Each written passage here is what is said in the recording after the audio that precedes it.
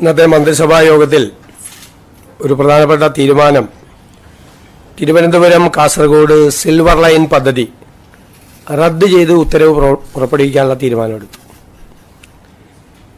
പ്രസ്തുത പദ്ധതിക്കായി ഭൂമി ഏറ്റെടുക്കുന്നതുമായി ബന്ധപ്പെട്ട് പുറപ്പെടുവിച്ചിട്ടുള്ള എല്ലാ വിജ്ഞാപനങ്ങളും റദ്ദ് ചെയ്യാൻ തീരുമാനിച്ചു.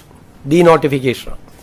കാരണം ഈ പദ്ധതി നടക്കുന്നുമില്ല, പദ്ധതി ഉപേക്ഷിക്കുകയും ചെയ്തു. നിരവധി വർഷങ്ങളായി ഈ ഭൂമി വിൽക്കാനോ വാങ്ങാനോ ഇതൊന്ന് പണയപ്പെടുത്താനോ മകളുടെ വിവാഹത്തിന് ഒരു ലോൺ എടുക്കാൻ പോലും പറ്റാതെ ഈ സാധാരണക്കാരായ ആളുകൾ മുഴുവൻ വിഷമിക്കുകയാണ്. അതുകൊണ്ടാണ് ഏതായാലും പദ്ധതി ഉപേക്ഷിച്ചതുകൊണ്ട് ആ പദ്ധതി കേന്ദ്ര ഗവൺമെൻറ്റും അംഗീകാരം തന്നില്ല. ഞങ്ങളതിനെ എതിർത്ത് സിൽവർ ലൈൻ എതിർത്ത് ഞങ്ങൾ സമരം ചെയ്തതാണ്. അതിൻ്റെ അടിസ്ഥാനത്തിൽ ആ ഉത്തരവ് റദ്ദാക്കാനും ഈ ഭൂമി ഏറ്റെടുക്കൽ നോട്ടിഫിക്കേഷൻ ഡീനോട്ടിഫൈ ചെയ്യാനുമുള്ള സുപ്രധാനമായ തീരുമാനം എടുത്തിട്ടുണ്ട്.